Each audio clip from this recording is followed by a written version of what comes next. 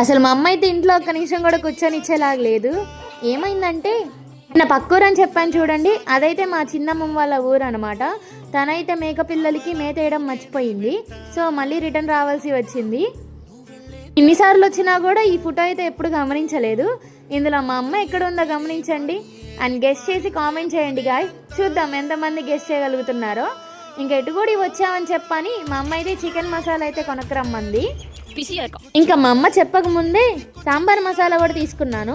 వాడు మసాలా అడిగితే ఈ మొత్తం పొట్లం ఇచ్చాడు, మరపట్టించాలంట. అందులో అయితే మొత్తం గసగసాలు, చిన్నులపాయలు, ఎండుమిరపకాయలు, ధనియాలు, మిరపకాయలు అండ్ పసుపు కొమ్మలు, ఇలా ఒక 10-12 రకాలైతే ఉన్నాయి. మొత్తం కొలతేసి ఇచ్చారు. ఇదంతా మొత్తం నాకు 1/2 కిలో అయితే పట్టింది. ఇంకా మర్చిపోకుండా చికెన్ మసాలా పొడి అయితే కూడా తీసుకున్నాను. ఇదైతే మనం పకోడీలో యూజ్ చేస్తాం అనమాట. నేను ఎప్పుడు తమిళనాడు వచ్చినా కూడా ఈ ప్యాకెట్స్ అయితే అస్సలు మర్చిపోను, ఎందుకంటే ఆంధ్రాలో ఇవి అసలు దొరకవు. ఇంకైతే మరపట్టించడానికైతే వచ్చాము. ఇంకా మసాలా అనేది మెత్తగా ఉండడం కోసం వాళ్ళైతే సైమల్టేనియస్గా ఒక 5 to 6 టైమ్స్ అనే వాళ్ళు వేశారు. సో మిషన్లో నుంచి తీశారు కాబట్టి చాలా వేడిగా ఉంటుంది మసాలా, అందుకే ఆరబెడుతున్నాము. నాకైతే ఆరబెట్టడం రాలేదు అసలు.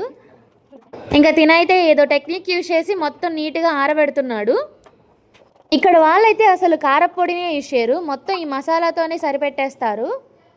ఎందుకంటే ఇది చాలా హెల్త్కి మంచిదని చెప్పని, డైజెస్ట్గా యూజ్ అవుతుందని చెప్పని ఇదే మసాలా యూజ్ చేస్తారు. ఈ మసాలాని సాంబార్లో కాదు మొత్తం కర్రీస్లో కూడా యూజ్ చేస్తారు.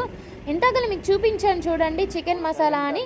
వాటితో చికెన్ పకోడీ ఎలా చేయాలని చెప్పి మీకు నెక్స్ట్ వీడియోలో మీకు పోస్ట్ చేస్తాను. Until then bye guys.